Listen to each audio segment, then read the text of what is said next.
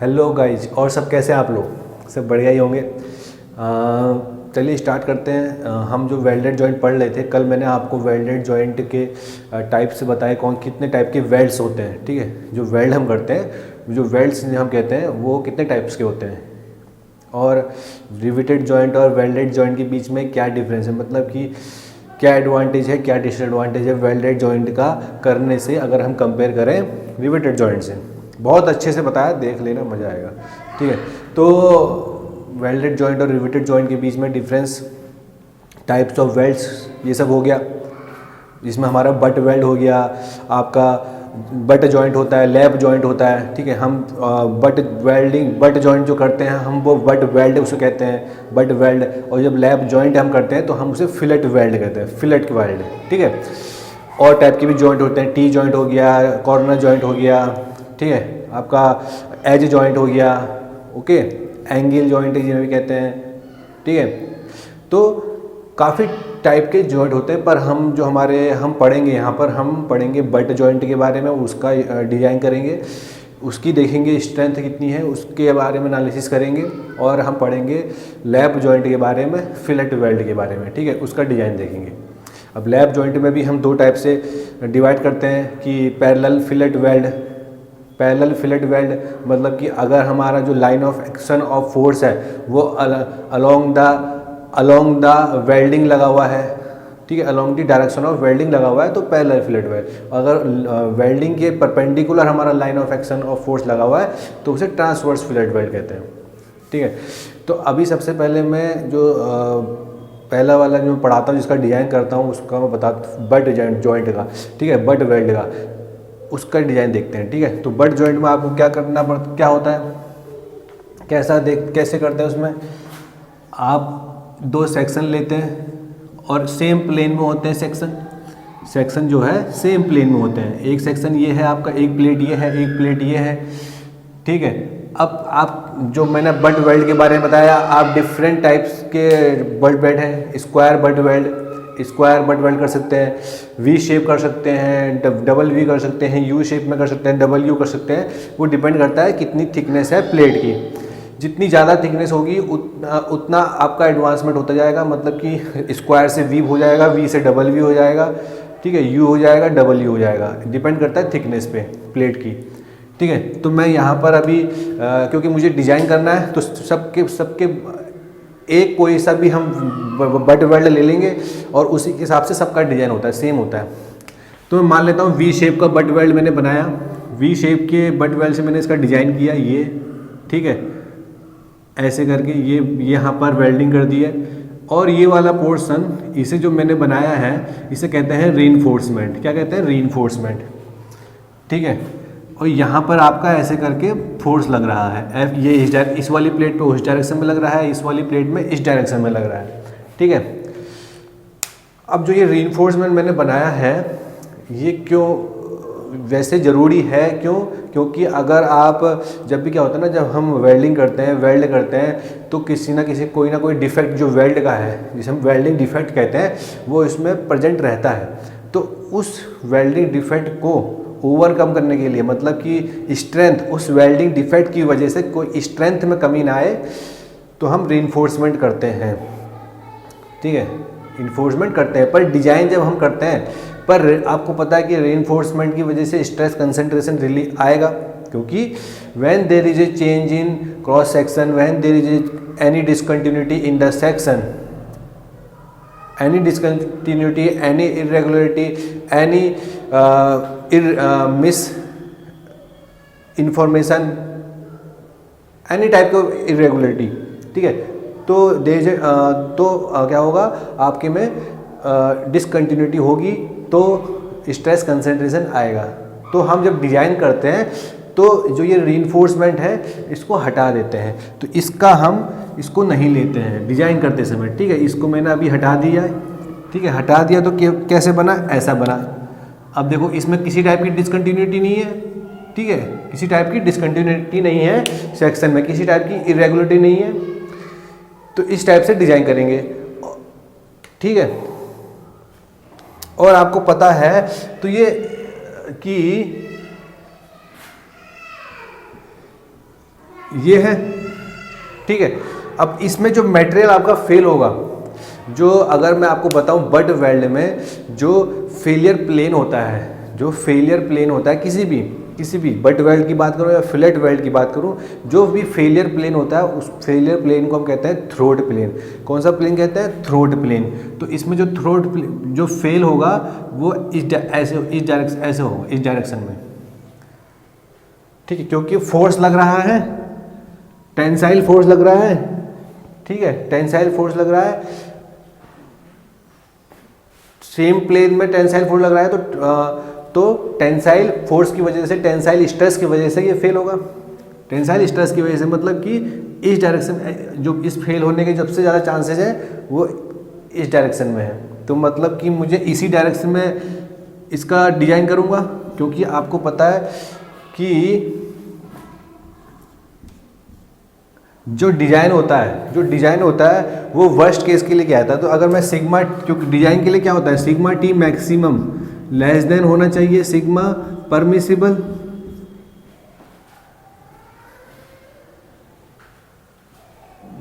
इन weld. Sigma permissible क्या है कि permissible tensile stress of the weld, कि ये जो वेल्डिंग है इसका परमिसिबल टेंसाइल स्ट्रेस कितना है, कितना परमिट कर सकता है ये टेंसाइल स्ट्रेस को, वो परमिसिबल टेंसाइल स्ट्रेस है। और सिग्मा टी मैक्सिमम क्या है, ये है कि हम कितना इसमें जो स्ट्रेस है वो लगा सकते हैं, कितना मैक्सिमम स्ट्रेस इसमें इंड्यूस कर सकते हैं।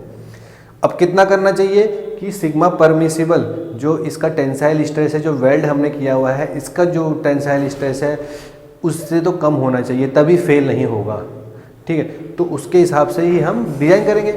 तो इसका मतलब sigma T maximum less than equal to होना चाहिए सिग्मा परमिसिबल ऑफ वेल्ड। और फेलियर प्लेन हमारा कौन सा प्लेन है, ये वाला प्लेन है। तो इस प्लेन को हम क्या कहते हैं, थ्रोट प्लेन। इस प्लेन को हम कहते हैं थ्रोट प्लेन या फेलियर प्लेन। थ्रोट प्लेन कह लो या फेलियर प्लेन कह लो, ठीक है, थ्रोट प्लेन कह लो या फेलियर प्लेन कह लो, या यहाँ पर आप कह लो मैक्सिमम टेंसाइल स्ट्रेस प्लेन, कि इसी प्लेन पे सबसे ज़्यादा टेंसाइल स्ट्रेस लगेगा, तभी तो फेल हो रहा भाई, है नहीं। मैक्सिमम टेंसाइल स्ट्रेस प्लेन इसी प्लेन पे सबसे ज़्यादा लगेगा। अब हम, क्योंकि हमको तो इतना टेंसाइल स्ट्रेस चाहिए कि वो हमारा सिग्मा परमिसिबल कम हो, तो थ्रोट प्लेन कह लो या फेलियर प्लेन कह लो या मैक्सिमम टेंसाइल स्ट्रेस प्लेन कह लो। तो ये बात हो गई। तो जो ये थ्रोट प्लेन है, मैंने इसकी ये जो थिकनेस है ये मान ली मैंने h, ये हो गई h। तो ये h क्या है मेरी, थ्रोट थिकनेस मतलब थ्रोट प्लेन की थिकनेस। और आपको पता है कि अगर मैं प्लेट की थिकनेस हम लिखते हैं t से लिखते हैं। अगर आपको ये क्वेश्चन में दे रखा है कि प्लेट की थिकनेस t है और हम बट वेल्ड से उसको ज्वाइन कर रहे हैं, तो यहाँ पर आप क्या मान के चलो कि जितनी थ्रोट की होगी उतनी थिकनेस प्लेट की होगी। h = t होगा। क्या होगा, h = t होगा।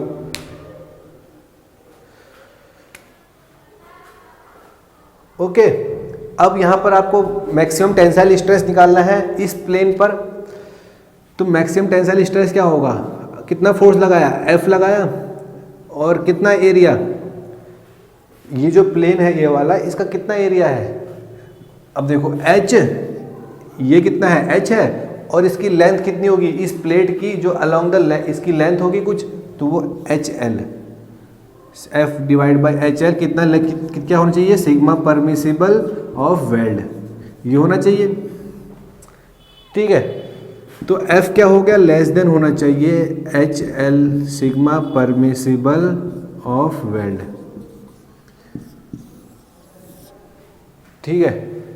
तो ये यहाँ से तो ये F क्या हुआ, ये F हुआ strength of the butt weld, strength of the butt weld, butt welding joint, strength of the butt welding joint, ठीक है। ये F जो बताएगा इसकी स्ट्रेंथ बताएगा, मतलब कि ये जो चीज़ है ये क्या है, strength of the butt welding joint. ये निकालोगे तो उतनी स्ट्रेंथ इसकी होगी। अगर इससे ज़्यादा इस पर हमने कुछ लोड लगाया इसकी स्ट्रेंथ से ज़्यादा तो फेल हो जाएगा। तभी हमने क्या कहा इसको, strength of the butt welding joint, strength उसकी।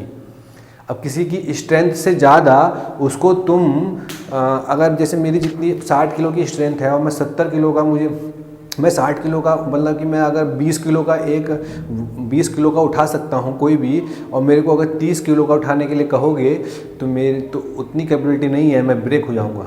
तो वैसे ही इसकी स्ट्रेंथ भी इतनी है, इससे ज़्यादा का उसको अगर दोगे तो ये ब्रेक हो जाएगा। ठीक है, तो क्या है strength of the butt welding joint. तो यहाँ से निकल के आ गया ये सब चीज़, तो इसका डिज़ाइन हो गया। तो मतलब कि अगर मेरे को लेंथ तो आपको पता होती है प्लेट की कितनी लेंथ है along the plane, along the जो बोर्ड है हमारा इसके अलोंग द एल लेंथ होगी। सिग्मा परमिसिबल भी आपको पता होगा, ठीक है, सिग्मा परमिसिबल। और एच आपकी टी थिकनेस, अगर एच की स्क्वायर टी भी रख दो कोई दिक्कत नहीं। टी क्या है, थिकनेस ऑफ द प्लेट आपको पता होगी, तो आप वहाँ से स्ट्रेंथ उसकी निकाल लोगे। स्ट्रेंथ निकाल दोगे तो आपको पता जाएगा कि मुझे इतना ही इसमें लोड लगाना है। ठीक है, तो ये बात हो गई। अब बात करते हैं हम बट वेल्डिंग की बात हो गई। तो बट वेल्ड में केवल इतना ही है और कुछ नहीं, क्योंकि इसमें ऐसे ही बट वेल्डिंग होती है अलोंग द एक ही प्लेन में वेल्ड, एक ही प्लेन में दो चाहे वी बट वेल्ड ले लो या स्क्वायर बट वेल्ड ले लो, कोई सा बट ले लो, होगा ऐसी डिजाइन, क्योंकि थिकनेस के बराबर ही वो लगेगा ना उसमें। अगर आप डबल यू भी लोगे तो भाई वो थिकनेस के बराबर ही तो उसका थ्रोट प्लेन आएगा। अब अलोंग द थ्रोट प्लेन ही वो फेल होगा। ठीक है, तो ये बात हो गई। अब बात करते हैं हम इसकी, ये तो बट वेल्डिंग की हो गई। अब बात करते हैं फिलेट वेल्ड की। चलिए अब स्टार्ट करते हैं स्ट्रेंथ ऑफ फिलेट वेल्ड। ठीक है, दो तीन टाइप्स के वेल्ड होते हैं। एक तो बट वेल्ड होता है जिसमें बट जॉइंट करते हैं हम। ठीक है, अब उसकी भी काफ़ी टाइप है, स्क्वायर हो गया, वी शेप हो गया, डबल वी हो गया। ठीक है, पर है ही एक ही, बट जॉइंट करना काम है उसका। अब ऐसे ही फिलेट वेल्ड है। फिलेट वेल्ड जिसे हम लैप जॉइंट करते हैं। ठीक है, लैप का अगर आपके पास पार्ट हैं, दो आपके प्रोडक्ट हैं, दो प्लेटें हैं और उनको आप इस ऐसे जॉइंट करना है लैप के थ्रू। ठीक है, दोनों अलग अलग प्लेन में हैं और आपको जॉइंट करना है, तो आप क्या करोगे, फिलेट वेल्ड का यूज़ करोगे। अब फिलेट वेल्ड कैसा होता है दिखने में, ऐसा होता है, देखो ऐसा कुछ होता है, इस टाइप का शेप बनता है उसका फिलेट वेल्ड का। जब आप फिलेट वेल्ड करोगे इस टाइप का शेप बनेगा। ठीक है, अब देखो, अब डिजाइन करना है हमको। ठीक है, अब एक बार यहाँ सुनने में अगर ये अब क्या होता है ना, हमको डिजाइन करना है फिलेट वेल्ड का। अब डिजाइन जब करते हैं तो हमें काफ़ी चीज़ें, हम एजम्पशन लेते हैं कि काफ़ी चीज़ें हम कंसिडर करते हैं कि क्या कि इसमें किसी टाइप का स्ट्रेस कंसंट्रेशन डेवलप ना हो, किसी टाइप का डिफेक्ट ना हो, किसी टाइप की रेगुलरिटी ना हो, मतलब कि डिजाइन हम ऐसा मान के करते हैं। अब देखो, क्योंकि ये जो शेप था डिजाइन का, जो पहले वाला शेप था जिसमें ये पैराबोला टाइप का ऊपर से इसे आ रहा था शेप, और मैंने ये ट्रायंगल बनाया है। ट्रायंगल के ऊपर जो ये अलग से शेप आया है इसको हम कहते हैं रीइंफोर्समेंट। ठीक है, क्या कहते हैं, रीइंफोर्समेंट। अब जो ये रीइंफोर्समेंट है ये रहता है जब हम वेल्डिंग करते हैं ना, तो ये रीइंफोर्समेंट रहता है वेल्डिंग के टाइम पे। बाद में इसको हटा दिया जाता है और एक ट्रायंगल का शेप बना दिया जाता है। क्यों हटा दिया जाता है, क्योंकि इसका वैसे पर्टिकुलर यूज भी है क्या, कि जो स्ट्रेंथ है क्या कहते हैं, जो स्ट्रेंथ है, जब क्या कहते हैं ना, जब आप वेल्ड करते हो तो उसमें काफ़ी टाइप के डिफेक्ट आ जाते हैं, पोरोसिटी आ जाता है और आपका काफ़ी चीज़ों के डिफेक्ट अंदर जो वेल्ड के हैं वो आ जाते हैं। तो रीइंफोर्समेंट क्या काम करता है, उनको ओवरकम करने का काम करता है, मतलब कि इसकी स्ट्रेंथ को बनाए रखता है। क्योंकि डिफेक्ट की वजह से अगर स्ट्रेंथ कम हो गई है, पर रीइंफोर्समेंट क्या करता है, स्ट्रेंथ को बनाए रखता है। पर क्या होता है कि हम डिज़ाइन करते समय अब इस वेल्ड का हम डिज़ाइन नहीं कर पाएंगे। क्यों, क्योंकि इसमें तो थोड़ा पैराबोला शेप है, थोड़ा डिफ़िकल्ट हो जाएगा। तो हमने एक ट्रायंगल बना लिया और इसको हटा देते हैं। जब डिज़ाइन करते हैं तो ये वाला रीइंफोर्समेंट वाला पार्ट हटा देते हैं और केवल एक ट्रायंगल शेप का हम डिज़ाइन बनाते हैं। ट्रायंगल शेप का डिजाइन करते हैं। ये मैंने इससे पहले वाले में बताया था। तो ट्रायंगल शेप का डिजाइन करेंगे कि मतलब इस टाइप का वेल्ड जो है, अब इस टाइप इसका हम आराम से डिजाइनिंग हो सकती है, ठीक है, ले सकते हैं। अभी इसकी अब देखेंगे कितना स्ट्रेंथ है, क्या कितना स्ट्रेंथ रख सकता है। तो अब इसमें देखो ये चीज़ है और इसे हम ये कहते हैं, इसे हम leg of the weld, leg of weld, क्या कहते हैं, लेग ऑफ वेल्ड। टी ये भी टी। तो एक टाइप का आइसोसेलेस ट्रायंगल हो गया। किस आइसोसेलेस ट्रायंगल मतलब जिसके दो एजेस इक्वल होते हैं। तो ये एंगल कितना होगा, ये 45 डिग्री, ये 45, क्योंकि दोनों एज सेम है तो एंगल भी सेम होंगे, और 90, ठीक है। अब जैसा मैंने बट वेल्ड में बताया था कि उसमें थ्रोट प्लेन होता है, फेलियर प्लेन, इसमें भी एक फेलियर प्लेन है। तो वो फेलियर प्लेन कहीं किसी भी डायरेक्शन में हो सकता है, इस डायरेक्शन में हो सकता है, इस डायरेक्शन में हो सकता है, किसी भी डायरेक्शन में फेलियर प्लेन हो सकता है, ठीक है। तो वो मैंने मान लिया, उसकी हाइट h मान ली मैंने। तो इसे हम क्या कहते हैं, थ्रोट थिकनेस। इसकी थिकनेस कितनी हो गई, तो मैंने यहाँ से क्या निकल गया है, ये क्या है, थ्रोट थिकनेस, ठीक है। थ्रोट थिकनेस इसको कहेंगे। ये लेग ऑफ वेल्ड हो गया, ये भी लेग हो गया, h हो गया थ्रोट थिकनेस। तो अब भाई ये हमने माना है कि किसी इसी डायरेक्शन में, इस प्लेन के किसी प्लेन के डायरेक्शन में प्लेन फेलियर होगा, फेलियर प्लेन। तो मुझे h की वैल्यू निकालनी पड़ेगी, क्योंकि देखो हमको जो साइज़ दिया होता है, जैसे आप कहोगे ना कि मुझे इस साइज़ का वेल्ड करना है, इस साइज़ का वेल्ड करना है, तो मतलब कि लेग बता रहा हूँ मैं, टी बता रहा हूँ, ठीक है। अगर आप कहोगे कि 20 mm साइज़ का वेल्ड है, तो मतलब टी की वैल्यू 20 mm है। Size of the weld decide होता है किससे, लेग से, ओके। तो मुझे टी के फॉर्म में एस की वैल्यू निकालनी पड़ेगी, टी के फॉर्म में एस की वैल्यू निकालनी पड़ेगी। तो मैं एस की वैल्यू निकालने के लिए मैं क्या करता हूँ, इसी शेप का एक वो बना लेता हूँ, ये मैंने बना लिया, ठीक है।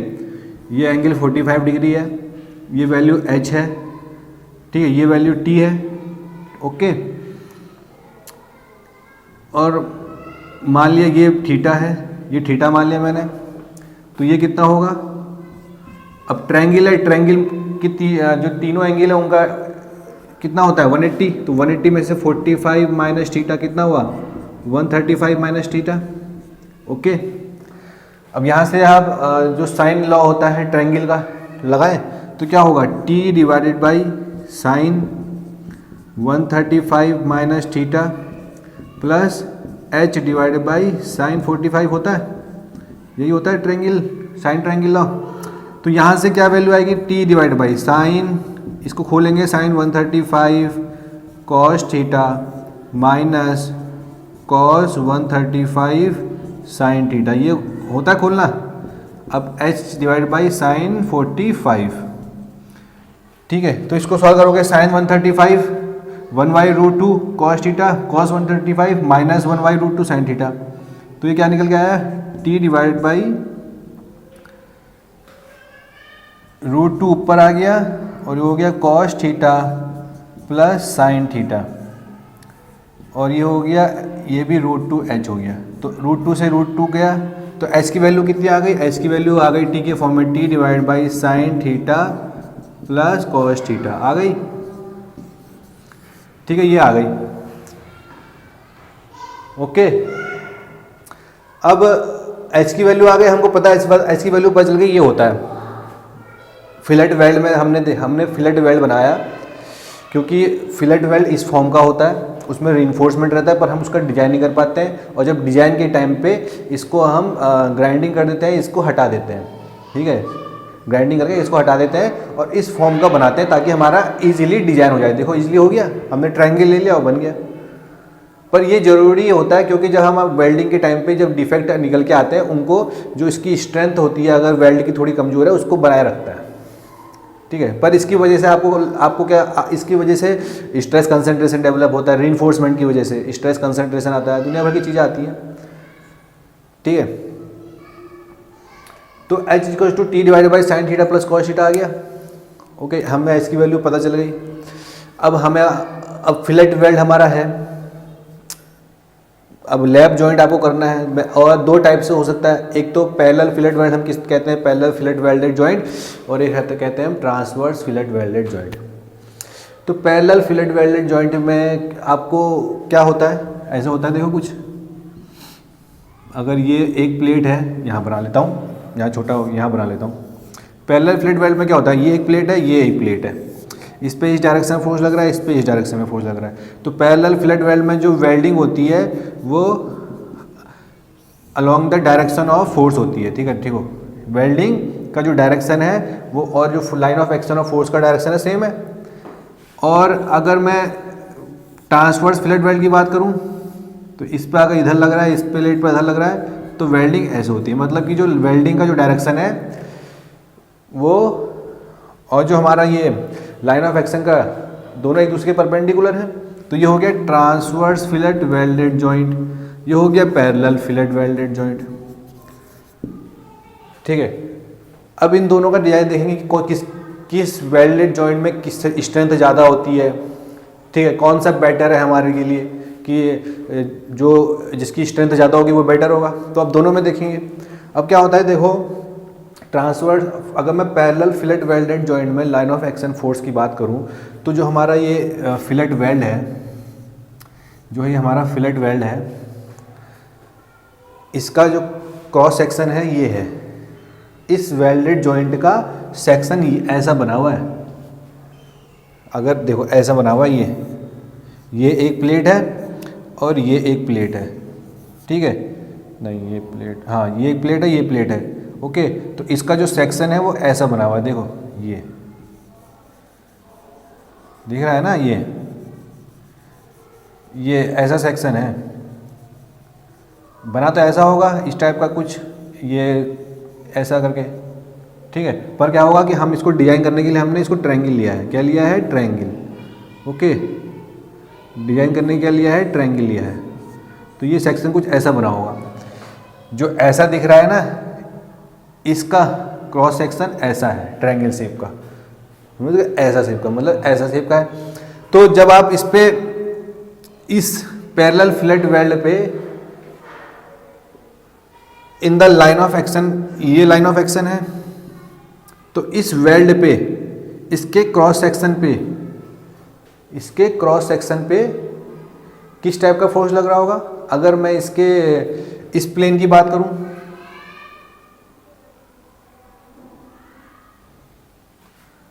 देखो हमारा जो मैंने तुमसे कहा कि जो हमारा फेलियर प्लेन है वो किसी इसी डायरेक्शन में होगा, ठीक है। तो अगर मैं कहूँ पैरेलल फिलेट वेल्डेड जॉइंट के बारे में, पैरेलल फिलेट वेल्डेड जॉइंट के बारे में कहूँ, तो मैं क्या कर रहा हूँ, इसको हटा रहा हूँ 1 मिनट के लिए।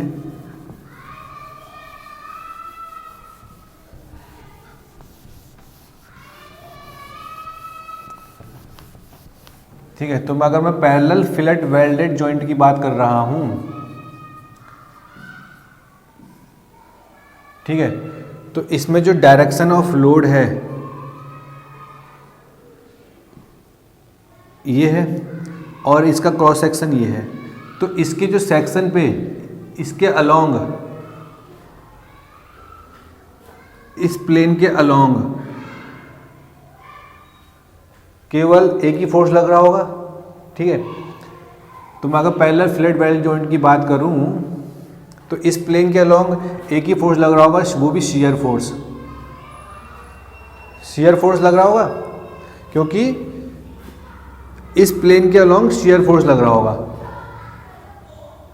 ठीक है। क्योंकि अगर ये जो प्लेन है और इसके में ऐसे इस डायरेक्शन में ऐसे फोर्स लग रहा है, तो कैसा फोर्स लग रहा है, शियर फोर्स लग रहा है, ठीक है। तो कैसा फोर्स लग रहा है, शियर फोर्स। और अगर मैं ट्रांसवर्स फिलेट वेल्डेड जॉइंट की बात करूं, ट्रांसवर्स फिलेट वेल्डेड जॉइंट की बात, तो ये यहाँ पर इसके परपेंडिकुलर लग रहा है, मतलब कि ये ऐसे इसके परपेंडिकुलर लग रहा है, ये ऐसे लग रहा है परपेंडिकुलर, इस डायरेक्शन में लग रहा है। इसमें तो पैरेलल वाले में तो ऐसे लग रहा था, ऐसे करके तो शियर फोर्स लग रहा था, तो और ट्रांसवर्स वाले में ऐसा लग रहा है, तो मतलब कि इसके एंगल पे लग रहा है कुछ, ठीक है, एंगल पे। तो इसके दो कंपोनेंट आएंगे, दो कंपोनेंट आएंगे, जो इस ट्रांसवर्स प्लेन पे दो कंपोनेंट होंगे, क्योंकि देखो भाई ये प्लेन है, तो पैरेलल वाले में केवल इसके परपेंडिकुलर लग रहा था ऐसे करके, ठीक है। तो जो इसके ऐसे लगेगा, केवल शियर फोर्स लगेगा, शियर फोर्स इस प्लेन के अलोंग कौन सा फोर्स लगेगा, केवल और केवल शियर फोर्स इस प्लेन के अलोंग, ठीक है, क्योंकि ऐसे करके लग रहा है, तो इस प्लेन के अलोंग केवल शियर फोर्स लगेगा, इस प्लेन के अलोंग कौन सा फोर्स लगेगा, केवल शियर फोर्स। अब ट्रांसवर्स फ्लैट वेल्ड में कैसा लग रहा है, ऐसे लग रहा है, ऐसे करके, ऐसे करके। तो इस प्लेन के अलोंग कौन कौन से फोर्स लगेगा, इस प्लेन के अलोंग, तो ये जो इसका जो कंपोनेंट है, दो कंपोनेंट आएंगे, क्योंकि ठीक है, तो दो कंपोनेंट आएंगे, एक तो शेयर वाला कंपोनेंट आएगा, एक नॉर्मल कंपोनेंट आएगा, समझ गए। एक तो शेयर कंपोनेंट आएगा जो इस प्लेन के शेयर देगा, और एक नॉर्मल कंपोनेंट आएगा जो इसके परपेंडिकुलर होगा, क्योंकि पहले वाले में केवल एक ही था जो इसके पैरेलल लग रहा था, और पैरेलल वाला जो कंपोनेंट है वो इसको शेयर फोर्स देगा, समझ गए। जो पैरेलल वाला कंपोनेंट है इसको शेयर फोर्स देगा, इसमें कोई भी इसका कोई भी दूसरा कंपोनेंट नहीं होगा, एक ही कंपोनेंट है जो इसको शेयर फोर्स देगा पैरेलल वाले में। तो यहाँ पर कौन सा होगा, एक शेयर फोर्स वाला कंपोनेंट होगा और नॉर्मल फोर्स वाला कंपोनेंट होगा। दो कंपोनेंट होंगे किस प्लेन पर, इस प्लेन पर, इस प्लेन पर, और ये प्लेन कहीं भी हो सकता है, ठीक है, फेलियर प्लेन है ये, कि ये प्लेन कहीं भी हो सकता है। तो इस प्लेन पे दो कंपोनेंट होंगे, किसमें, ट्रांसवर्स फिलेट वेल्डेड जॉइंट में, जिसमें एक शेयर प्लेन होगा, एक इसके नॉर्मल प्लेन होगा, कि दो कंपोनेंट आएंगे, क्योंकि अब ऐसे करके है और ऐसे करके लग रहा है फोर्स, इस डायरेक्शन में लग रहा है, तो इसके दो कंपोनेंट निकल के आएंगे इस डायरेक्शन में।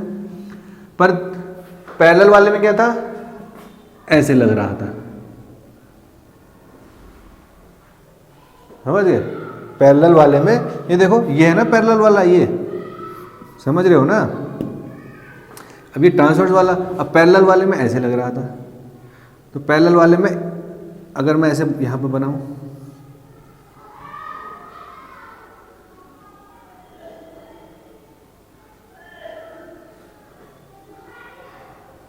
पैरेलल वाला ना यहाँ पर दिखे, पैरेलल वाला दिखेगा नहीं, ऐसे करके समझ गए होगे।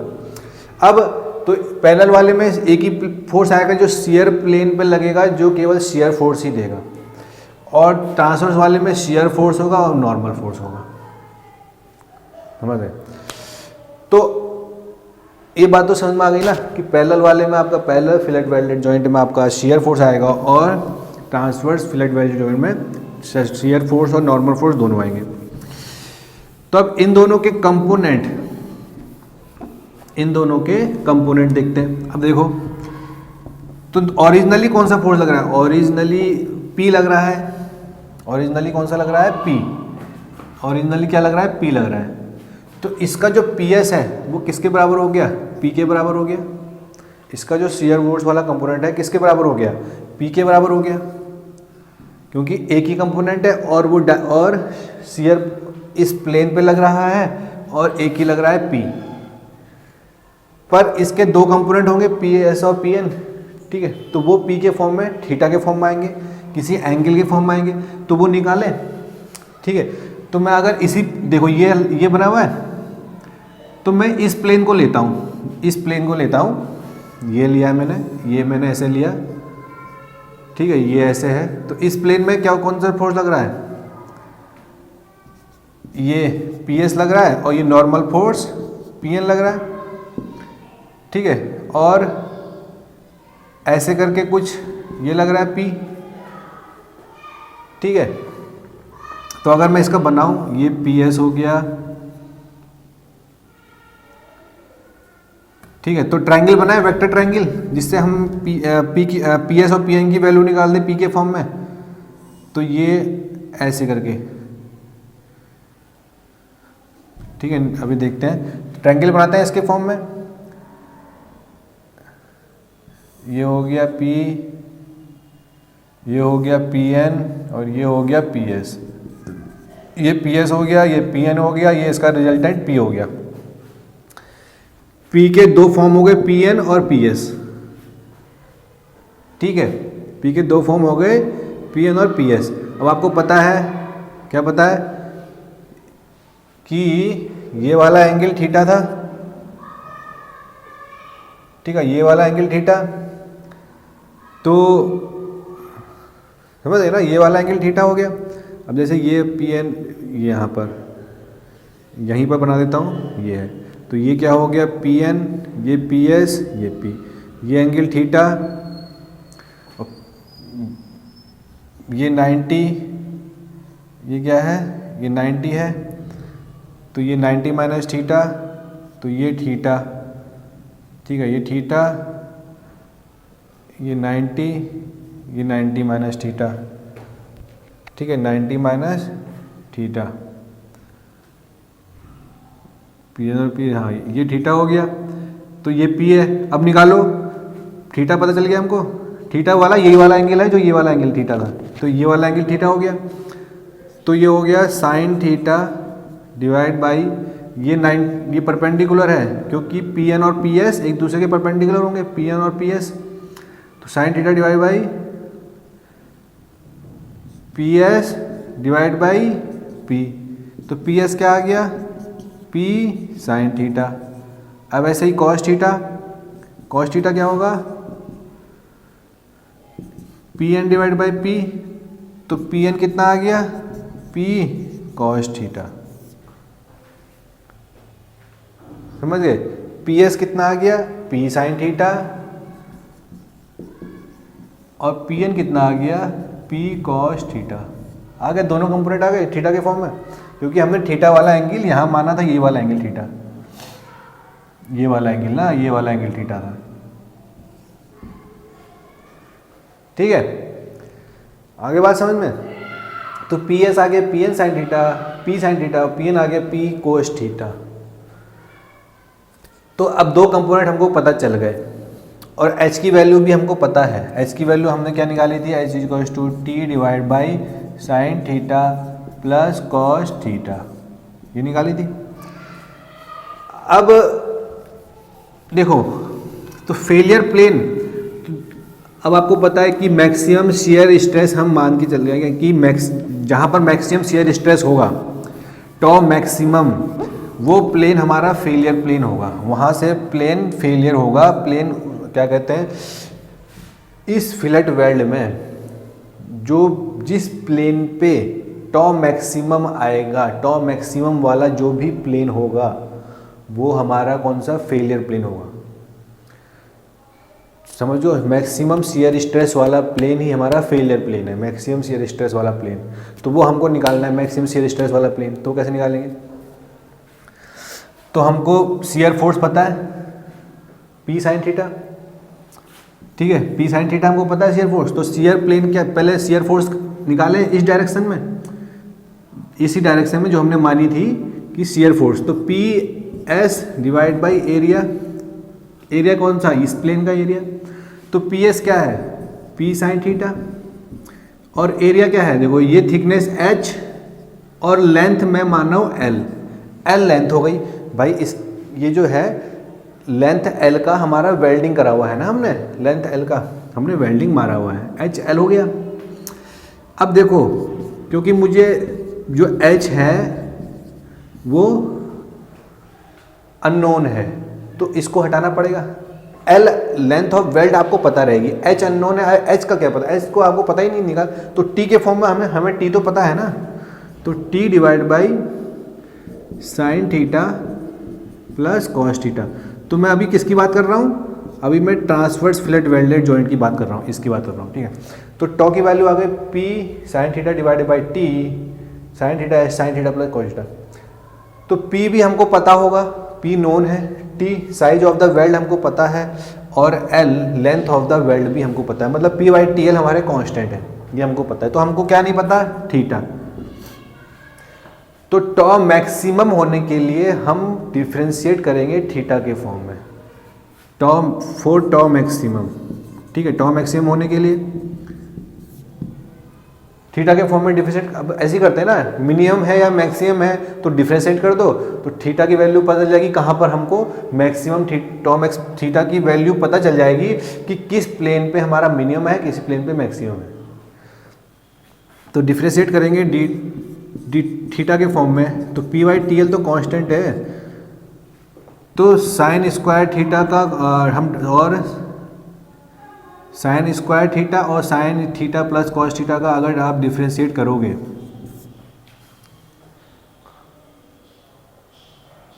तो करो, डिफ्रेंशिएट करो, क्या आएगा, differentiate P by T L अगर मैं बाहर लिख लूँ तो 2 साइन थीटा का cos theta plus sine theta cos theta का माइनस साइन थीटा, तो साइन थीटा हो गया, साइन थीटा का क्या होगा, कॉस थीटा क्या होगा, माइनस साइन थीटा, तो यहाँ माइनस कर दिया, प्लस कॉस थीटा ऐसे ही, अब साइन थीटा कॉस थीटा, तो ये हो गया कॉस स्क्वायर थीटा हो गया, ठीक है। तो यहाँ से ये आ गया, अब इसको जीरो कर दो, ठीक है। तो 2 साइन थीटा कॉस थीटा क्या होता है, साइन 2 थीटा, और cos square theta minus sine square theta plus cos 2 theta, यही होता है, ठीक है। Sine 2 theta plus cos 2 theta, ये क्या हो गया, tan 2 थीटा, अगर मैं इसको उधर की जाए -1, तो 2 थीटा tan इनवर्स -1 की वैल्यू कितनी होती है, कितनी होती है, tan इनवर्स -1 की वैल्यू देखो, अगर मैं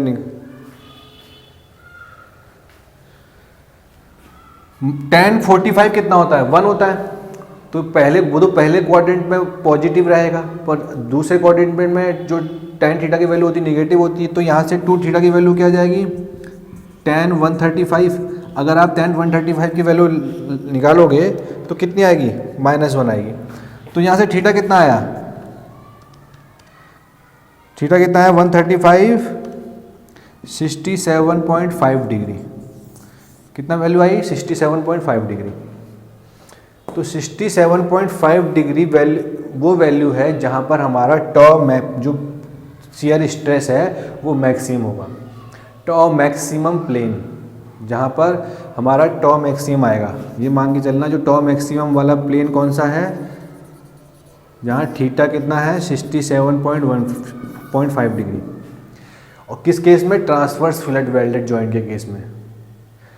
तो ट्रांसवर्स फिलेट वेल्डेड जॉइंट के केस में थीटा की वैल्यू 67.5 डिग्री, और उस वैल्यू पे हमारा कौन सा प्लेन है, टॉ मैक्सिमम प्लेन, और वही हमारा फेलियर प्लेन है, वही हमारा फेलियर प्लेन है, समझ गए ना। अब वो हम पता चल गई ना, तो थीटा की वैल्यू 67.5 डिग्री। अब भाई यहाँ से हमें पता चल गया कि टॉ मैक्सिमम वाला प्लेन हमारा कौन सा वाला प्लेन है, जहाँ पर थीटा की वैल्यू 67.5 डिग्री आ रही है।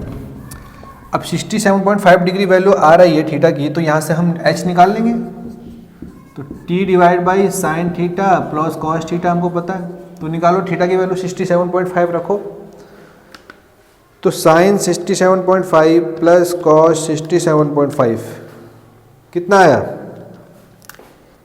ये आया, h की वैल्यू कितनी आई, तो 0.765 t आ गई, तो h की वैल्यू हमको t के फॉर्म में मिल गई। तो हमको क्या मिल गया, एरिया मिल गया किसका, ये इस वाले प्लेन का, किस वाले प्लेन का, जहाँ पर थीटा 67.5 डिग्री है।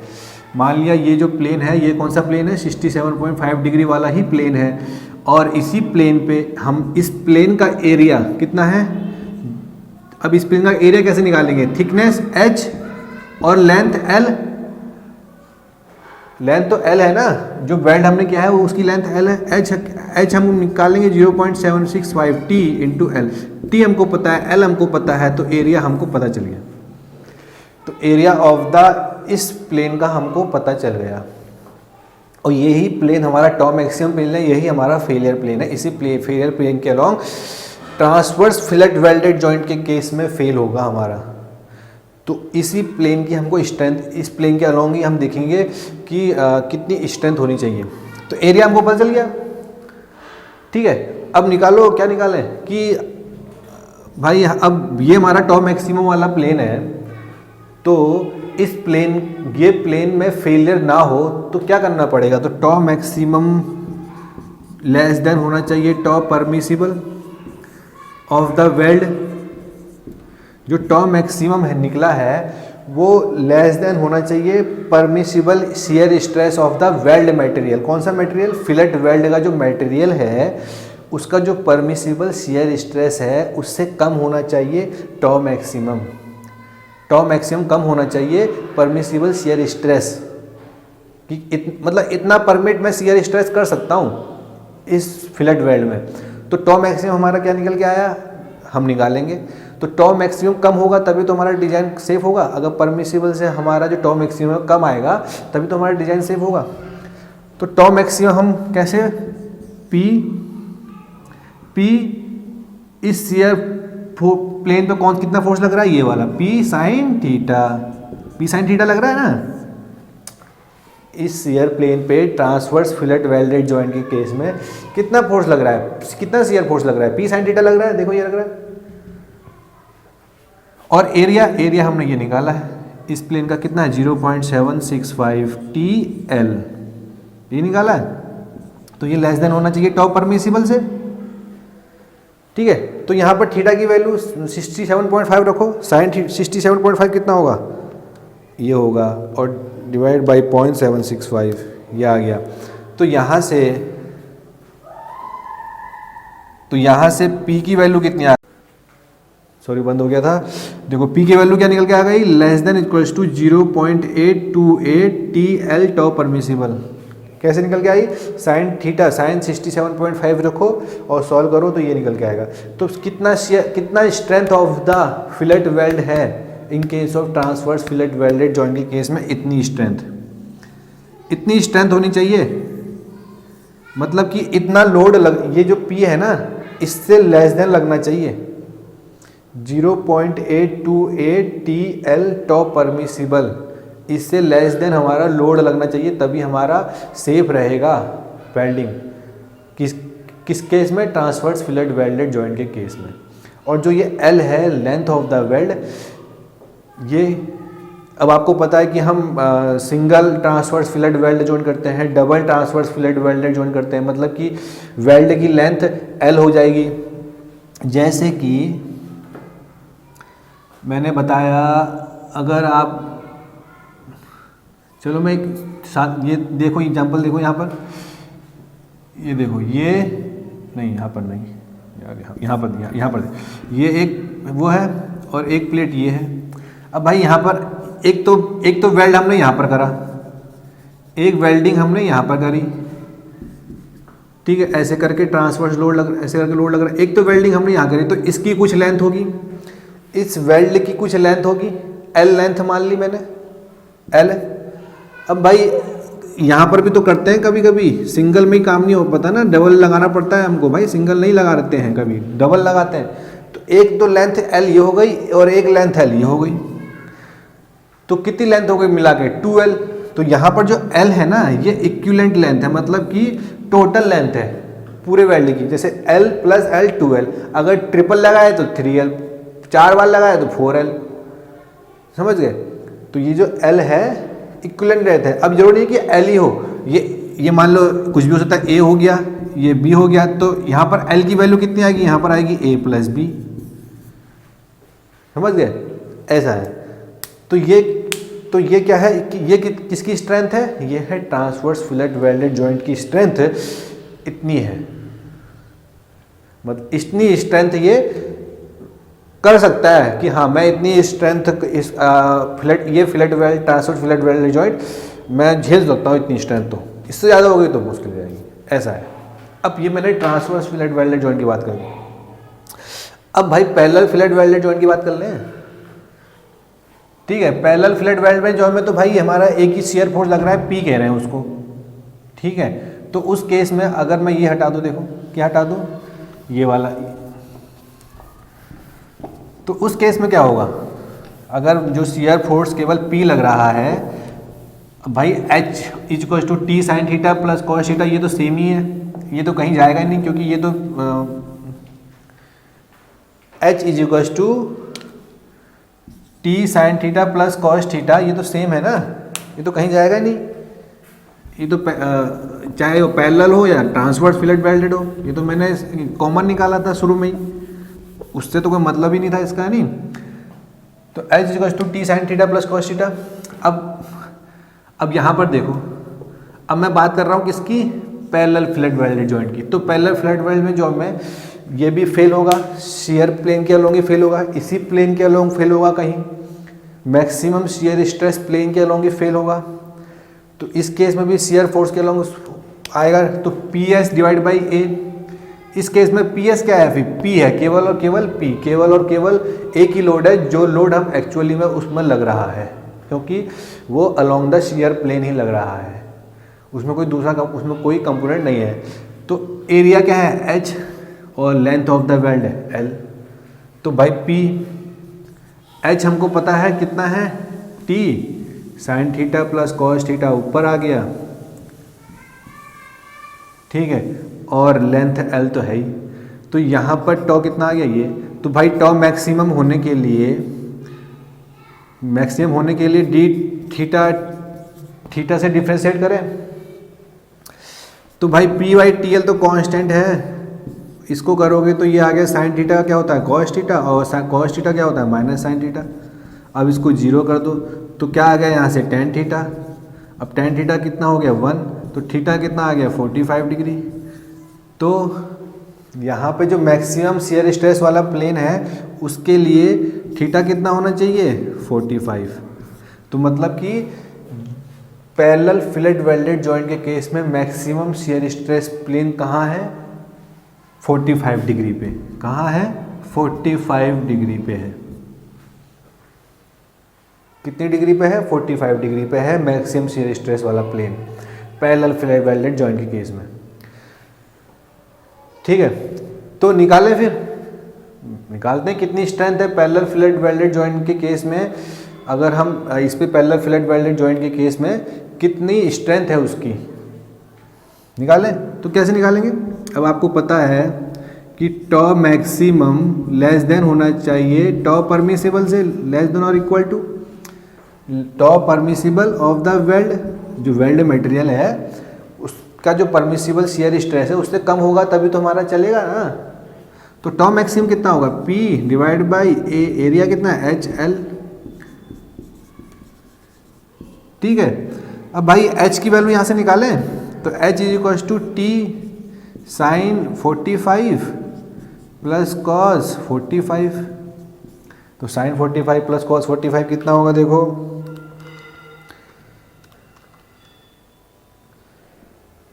ठीक है। तो ये कितना आया, यहाँ से S की वैल्यू कितनी आई 0.707 टी, ये आ गई। तो P की वैल्यू क्या है यहाँ पर, तो भाई यहाँ पर शियर फोर्स वाला रखेंगे तो शियर फोर्स कितना है इसका P है तो P रख दिया। H कितना है 0.707 टी और लेंथ L, तो लेस देन होना चाहिए टॉ परमिसिबल से।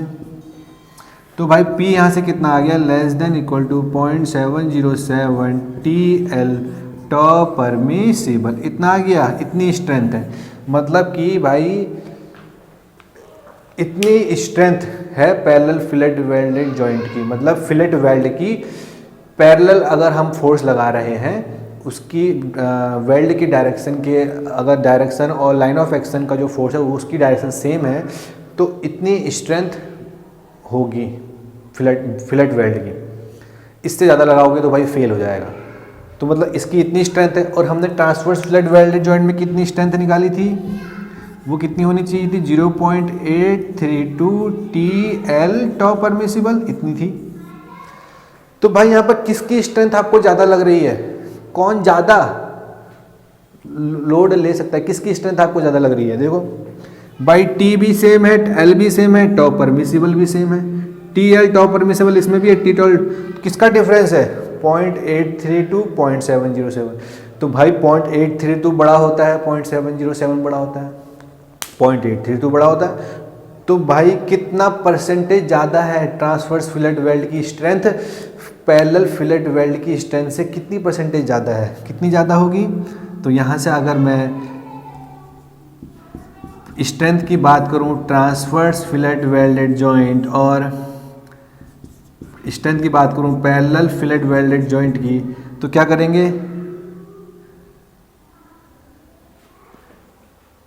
क्या करेंगे? तो आपको पता है कि कितनी ज़्यादा है, निकालो 0.707 डिवाइड 0.832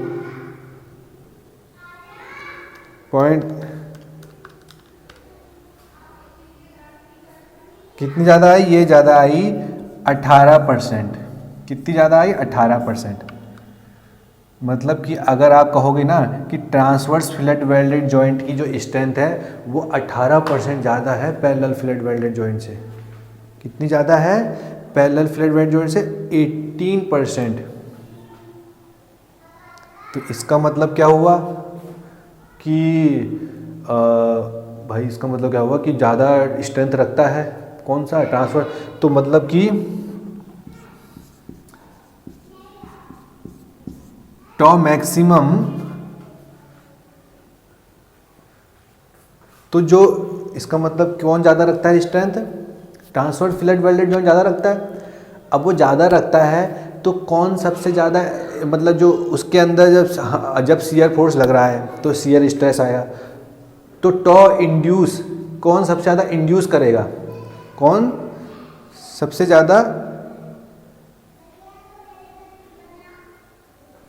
इंड्यूस करेगा? पैरेलल फिलेट वेल्ड जॉइंट करेगा। यार स्ट्रेंथ किसकी ज़्यादा है सबसे ज़्यादा? ट्रांसफर फिलेट वेल्ड जॉइंट की 18% ज़्यादा है स्ट्रेंथ। ठीक है, तो कौन सा आपको मतलब कि कौन सबसे ज़्यादा फेल होगा? कौन सबसे पहले फेल होगा? भाई जिसकी स्ट्रेंथ कम है वो पहले फेल होगा। तो पैरेलल फिलेट वेल्डेड जॉइंट वाला तो उसमें वो जल्दी फेल होगा। ठीक है, तो इसका मतलब क्या हुआ कि जब अगर हम डिज़ाइन करें, तो अगर हम डिज़ाइन करें और उस पार्ट में पैरेलल फिलेट वेल्ड और ट्रांसवर्स फिलेट वेल्ड दोनों लगे हों, अगर उस पार्ट में पैरेलल फिलेट वेल्ड और ट्रांसवर्स फिलेट वेल्ड दोनों लगे हों, तब आप ये ना सोचो कि किसके हिसाब से डिज़ाइन करें, ट्रांसवर्स फिलेट वेल्ड के हिसाब से करें या पैरेलल फिलेट वेल्ड। क्यों? आप पैरेलल फिलेट वेल्ड के हिसाब से ही करो। क्यों? क्योंकि सबसे पहले पैरेलल फिलेट वेल्ड ही फेल होगा, क्योंकि स्ट्रेंथ किसकी ज़्यादा है? ट्रांसफर फिलेट वेल्ड की ज़्यादा है। तो सबसे पहले अगर फेल होगा पैरेलल फिलेट वेल्ड। ठीक है, तो अगर तो किसके, तो हम समझ गए ना? ठीक है, तो अगर आपको डिजाइन में मेंशन नहीं है ना, कि अगर आपको क्वेश्चन में मेंशन नहीं है, कि अगर क्वेश्चन में ये मेंशन है कि ट्रांसफर फिलेट वेल्ड के जॉइंट के हिसाब से क्वेश्चन करना है, तो आप उसके हिसाब से करो। और अगर मेंशन नहीं है तो आपको पैरेलल फिलेट वेल्ड ही लेना पड़ेगा। ठीक है, क्योंकि जो शियर स्ट्रेस इंड्यूस होगा वो पैरेलल फिलेट वेल्ड में ज़्यादा होगा।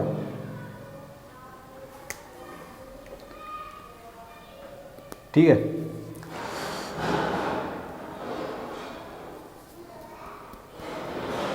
क्योंकि अगर सेम लोड लग रहा है सेम लोड P लग रहा है, सेम, क्योंकि फोर्स सेम लगा हुआ है और उस वेल्ड में पैरेलल और ट्रांसवर्स दोनों हैं। ठीक है, तो सबसे पहले फेलियर होने के चांसेस किसके होंगे? पैरेलल के। सबसे समझ गए ना? चलिए यहाँ पर ये हो गया। तो ये तो बात हो गई अब किसकी, बट वेल्ड की हो गई, फिलेट वेल्ड की हो गई, अलग अलग, मतलब पैरेलल फिलेट वेल्ड में मैंने ट्रांसवर्स फिलेट वेल्ड का बता दिया, पैरेलल फिलेट वेल्ड का बता दिया। ठीक है, समझ गए? जब शियर लोड, जब लोड लग रहा है पैरेलल फिलेट वेल्ड में और ट्रांसवर्स फिलेट वेल्ड में। ठीक है, अब कॉम्बिनेशन अब देखेंगे इसेंट्रिकल लोड वाला। ठीक है, अगले वीडियो में। ठीक है, चलिए।